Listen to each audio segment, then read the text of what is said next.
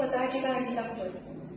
बघा, कविता किंवा साहित्य नेहमी वेदनेतून जन्माला येतं। मी म्हटले त्या कवयित्रीची कविता वेदनेतून जन्माला आली। साहित्याची निर्मितीच मुळात वेदनेतून झालेली आहे। माणूस अंतर्मुख केव्हा होतो?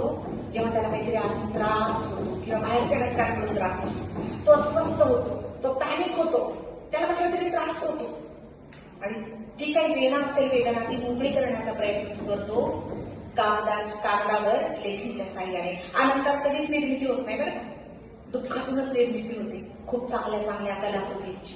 तशी साहित्याची ही वेदनेतून निर्मिती होते।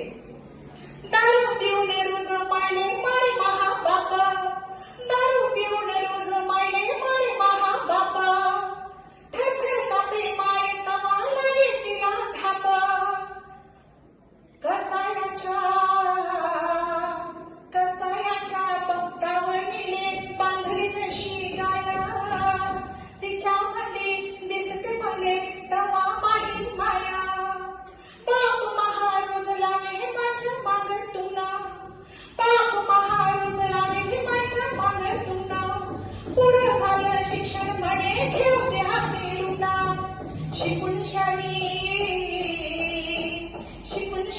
कुठ मोठा साहेब होणार खाये, तिच्यामध्ये दिसते मले तवा माही माया, माय म्हणे तुम्हारे माया दयाची हयाना, भलत सलत सांगून त्याचे भरू नका काना, भर नाही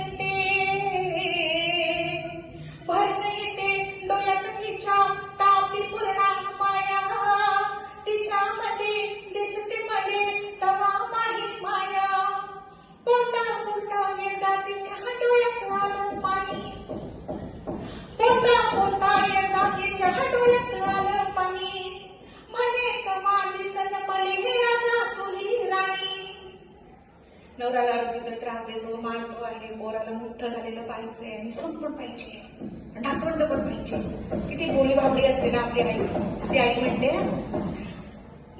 बोलता एकदा तिच्या डोळ्यात आलं पाणी, म्हणे कवा दिसन मले राजा तुही राणी, या